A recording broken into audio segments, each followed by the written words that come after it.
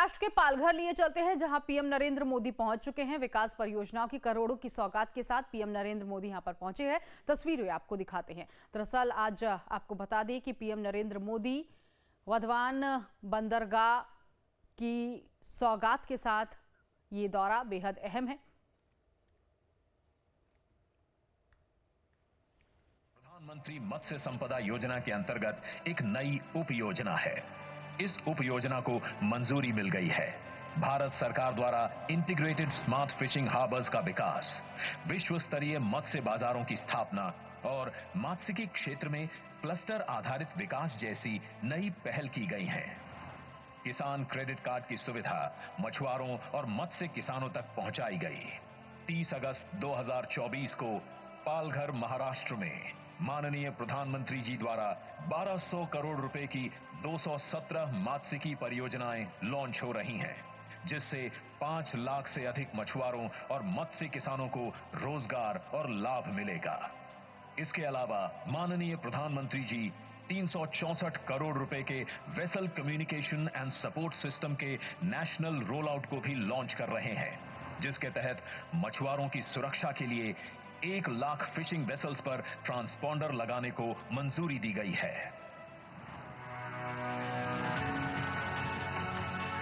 जैसा कि हमारे माननीय प्रधानमंत्री ने कल्पना की है, आत्मनिर्भर भारत के लिए आज भारत का मात्स्यिकी क्षेत्र ग्लोबल लीडर बनने की दिशा में गर्व से आगे बढ़ रहा है। तो देवी और सज्जनों, इस प्रकार कुल मिलाकर 77,000 करोड़ से भी अधिक रुपए मूल्य की विविध बेशकीमती विकास परियोजनाओं की सौगात आज माननीय मोदी जी ने हमें दी। हम उनके आभारी हैं। और अब प्रधानमंत्री मत्स्य संपदा योजना के 3 मछुआरे लाभार्थियों को प्रातिनिधिक रूप में ट्रांसपॉन्डर्स का वितरण करने की विनती मैं माननीय प्रधानमंत्री जी से करती हूं। श्री निखिल रमेश तारे।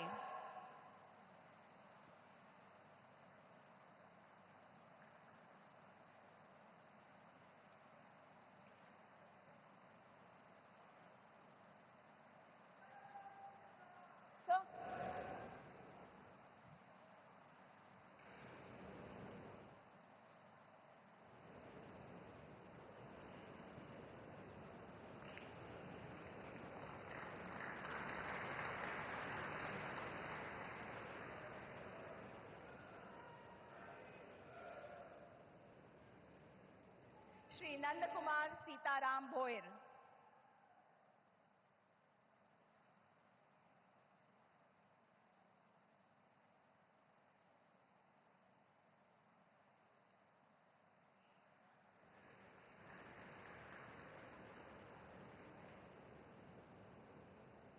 श्री हरीश चंद्र लक्ष्मण मेहर।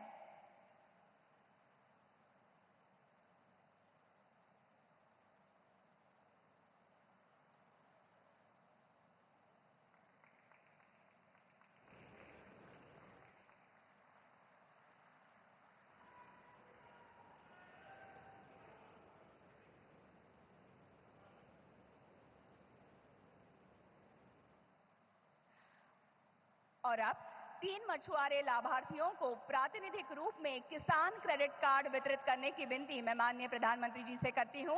श्रीमती सुरेखा रूपचंद वाघमारे।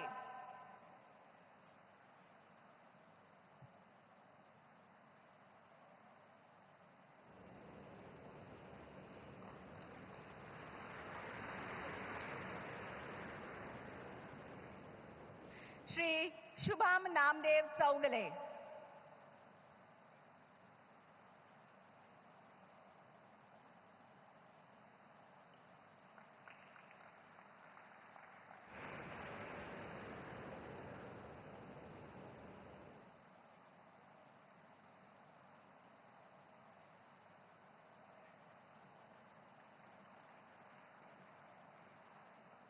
श्री अपरेश तुकाराम खोत।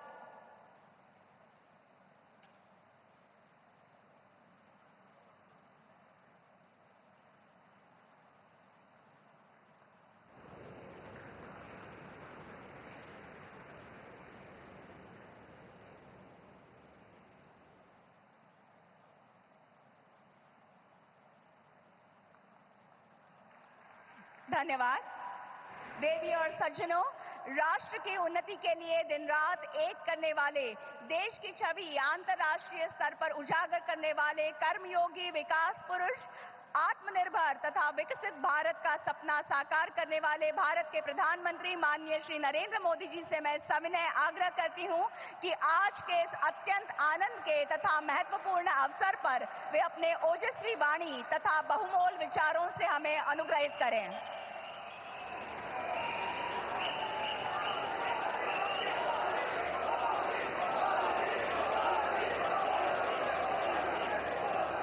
भारत माता की, भारत माता की, भारत माता की। महाराष्ट्र के गवर्नर सीपी राधाकृष्णन जी, हमारे लोकप्रिय मुख्यमंत्री श्री एकनाथ शिंदे जी, केंद्रीय कैबिनेट में मेरे सहयोगी श्री राजीव रंजन सिंह जी, सर्बानंद सोनोवाल जी, महाराष्ट्र के उप मुख्यमंत्री देवेंद्र फडणवीस जी, अजित दादा पवार जी, केंद्रीय मंत्रिमंडल के मेरे अन्य सहयोगीगण, महाराष्ट्र सरकार के मंत्री, अन्य महानुभाव और मेरे प्यारे भाइयों एवं बहनों, आज संत सेनाजी महाराज यांची पुण्यतिथी। मी त्यांना नमन करतो।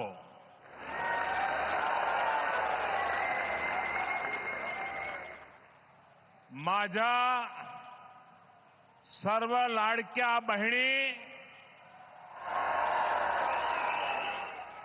आणि लाडक्या भावांना तुमच्या या सेवकाचा नमस्कार।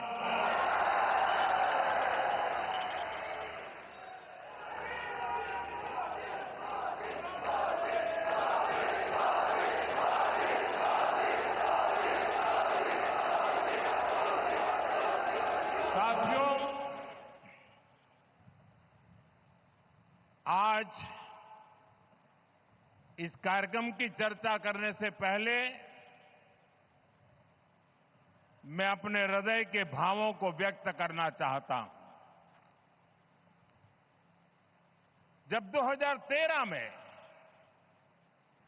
भारतीय जनता पार्टी ने मुझे प्रधानमंत्री पद के उम्मीदवार के रूप में निश्चित किया, तो मैंने सबसे पहला काम किया था रायगढ़ के किले पर जाकर के छत्रपति शिवाजी महाराज की समाधि के सामने बैठ करके प्रार्थना की थी। एक भक्त अपने आराध्य देव को जिस प्रकार से प्रार्थना करता है, उसे भक्ति भाव से आशीर्वाद लेकर के मैंने राष्ट्र सेवा की एक नई यात्रा का आरंभ किया था। पिछले दिनों सिंधुदुर्ग में जो हुआ, मेरे लिए, मेरे सभी साथियों के लिए छत्रपति शिवाजी महाराज ये सिर्फ नाम नहीं है। हमारे लिए छत्रपति शिवाजी महाराज ये सिर्फ राजा महाराजा राजपुरुष मात्र नहीं है। हमारे लिए छत्रपति शिवाजी महाराज आराध्य देव है।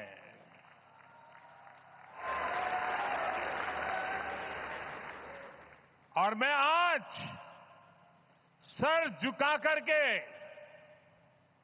मेरे आराध्य देव छत्रपति शिवाजी महाराज की उनके चरणों में मस्तक रख के माफी मांगता हूं।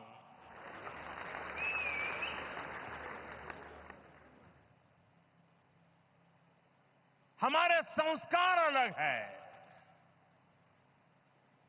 हम वो लोग नहीं हैं जो आए दिन भारत मां के महान सपूत, इसी धरती के लाल वीर सावरकर को अनाप शनाप गालियां देते रहते हैं, अपमानित करते रहते हैं, देशभक्तों की भावनाओं को कुचलते हैं। उसके बावजूद भी वीर सावरकर को गालियां देने के बावजूद भी माफी मांगने को जो तैयार नहीं है, अदालतों में जाकर के लड़ाई लड़ने को तैयार है, लेकिन इतने बड़े महान सपूत का अपमान करके जिनको पश्चाताप नहीं होता है, महाराष्ट्र की जनता उनके संस्कार को अब जान ले। और ये हमारे संस्कार है कि इस धरती पर आते ही आज मैंने पहला काम मेरे आराध्य देव छत्रपति शिवाजी महाराज में उनके चरणों में सर झुका करके क्षमा मांगने का कर रहा हूं। और इतना ही नहीं, जो लोग छत्रपति शिवाजी महाराज को अपने आराध्य देव मानते हैं, उनके दिल को जो गहरी चोट पहुंची है, मैं ऐसे आराध्य देव की पूजा करने वालों को भी, उनकी भी सर झुका करके क्षमा मांगता हूं। मेरे संस्कार अलग है। हमारे लिए हमारे आराध्य देव से बड़ा कुछ नहीं होता है। साथियों, आज का दिन महाराष्ट्र की विकास यात्रा का एक ऐतिहासिक दिन है। ये भारत की विकास यात्रा के लिए बहुत बड़ा दिन है। विकसित महाराष्ट्र विकसित भारत के संकल्प का सबसे अहम हिस्सा है। इसलिए पिछले 10 वर्ष हो या अभी मेरी सरकार का तीसरा कार्यकाल, महाराष्ट्र के लिए लगातार बड़े फैसले लिए गए हैं।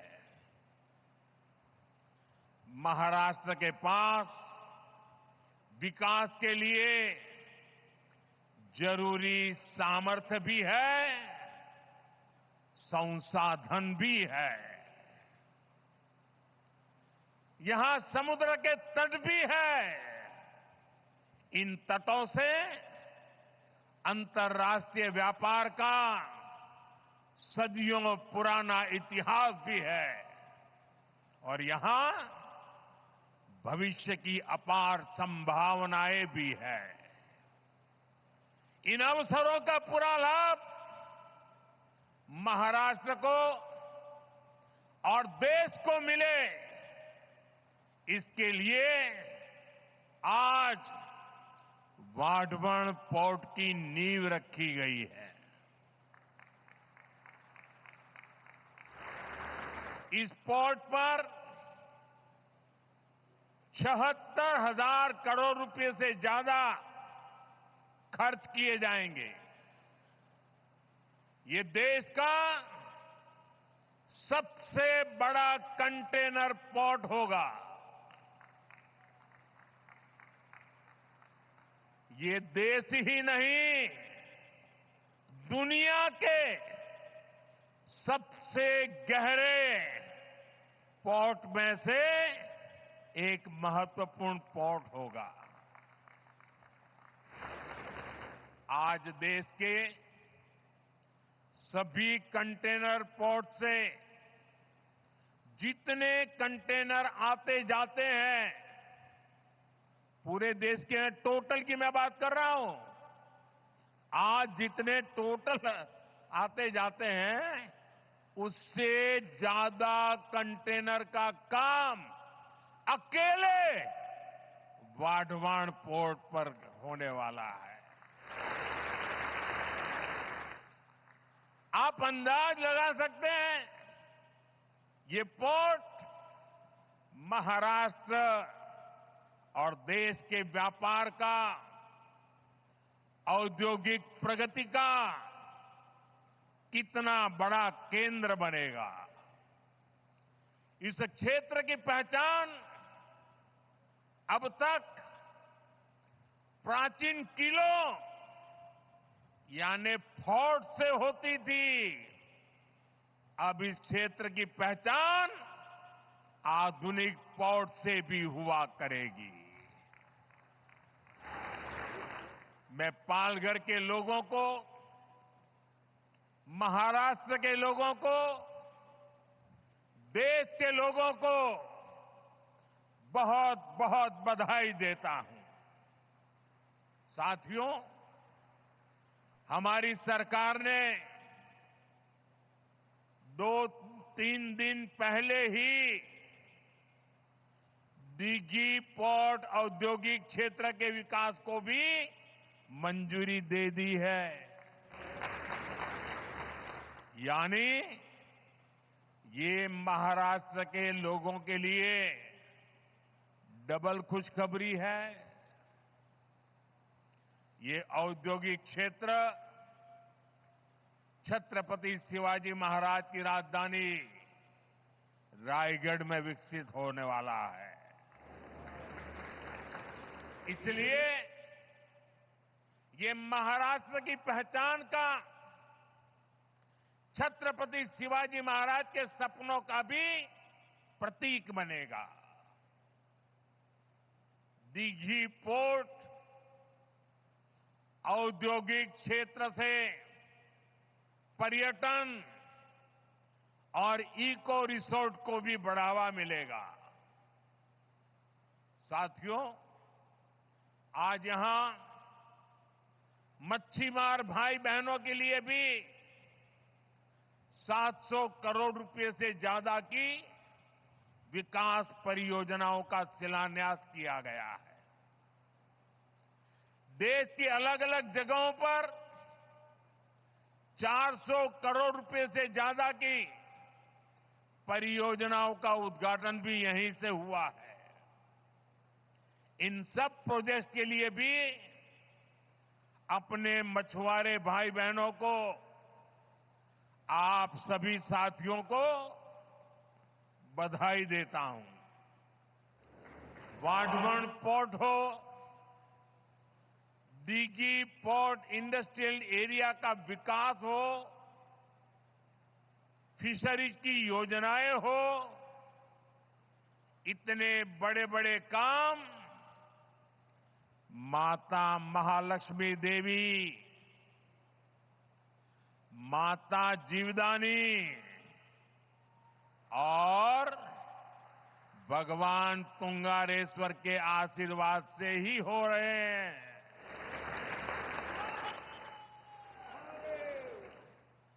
माता महालक्ष्मी देवी, माता जीवदानी आणि भगवान तुंगारेश्वर यांना माझे शत शत नमन। साथियों, एक समय था जब भारत को विश्व के सबसे समृद्ध और सशक्त राष्ट्रों में गिना जाता था। भारत की समृद्धि का एक बड़ा आधार था भारत का सामुद्रिक सामर्थ्य। हमारी इस ताकत को महाराष्ट्र से बेहतर और कौन जानेगा। छत्रपति शिवाजी महाराज, उन्होंने समुद्री व्यापार को, समुद्री शक्ति को एक नई ऊंचाई दी थी। उन्होंने नई नीतियां बनाई, देश की प्रगति के लिए फैसले लिए। कभी हमारी ताकत इतनी थी कि दरिया सारंग कान्होजी आंग्रे पूरी ईस्ट इंडिया कंपनी पर भारी पड़े थे। लेकिन आजादी के बाद उस विरासत पर ध्यान नहीं दिया गया। औद्योगिक विकास से लेकर व्यापार तक भारत पीछे ही छूटता चला गया। लेकिन साथियों, अब ये भारत नया भारत है। नया भारत इतिहास से सबक लेता है। नया भारत अपने सामर्थ्य को पहचानता है। नया भारत अपने गौरव को पहचानता है। गुलामी की बेड़ियों के हर निशान को पीछे छोड़ते हुए नया भारत समुद्री इंफ्रास्ट्रक्चर में मिल के नए पत्थर लगा रहा है। साथियों, पिछले एक दशक में भारत के समुद्री तटों पर विकास को अभूतपूर्व गति मिली है। हमने बंदरगाहों को आधुनिक बनाया है। हमने जल मार्गों को विकसित किया है। जहाजों को बनाने का काम भारत में हो, भारत के लोगों को रोजगार मिले, सरकार ने इस पर जोर दिया है। इस दिशा में लाखों करोड़ रुपए का निवेश हुआ है। आज इसके परिणाम भी हमें देखने को मिल रहे हैं। ज्यादातर पोर्ट की क्षमता पहले की तुलना में दोगुनी हो गई है। निजी निवेश भी बढ़ा है। जहाजों के आने जाने के समय में भी कमी आई है। इसका लाभ किसे मिल रहा है? हमारे उद्योगों, हमारे व्यापारियों, जिनकी लागत कम हुई है। इसका लाभ हमारे युवाओं को मिल रहा है, जिन्हें नए अवसर मिल रहे हैं। इसका लाभ उन नाविकों को मिल रहा है, जिनकी सुविधाएं बढ़ी है। साथियों, आज वाटवर्ण पोर्ट पर पूरी दुनिया की नजर है। दुनिया में वाटवर्ण पोर्ट की बराबरी करने वाले 20 मीटर जितनी गहराई वाले बहुत कम बंदरगाह है। इस पोर्ट पर हजारों जहाज आएंगे, कंटेनर आएंगे। इस पूरे क्षेत्र की आर्थिक तस्वीर बदल जाएगी। सरकार वाटवर्ण पोर्ट को रेल और हाईवे कनेक्टिविटी से भी जोड़ेगी। कितने ही नए नए व्यापार इस पोर्ट की वजह से यहां शुरू होंगे। यहां वेयर हाउसिंग के काम में बहुत तेजी आएगी। और इसकी लोकेशन, ये तो सोने पर सुहागा है। Western dedicated freight corridor, Delhi Mumbai expressway, सब कुछ बहुत पास है। पूरे साल यहां से कार्गो आएगा जाएगा और इसका सबसे ज्यादा लाभ आप लोगों को मिलेगा।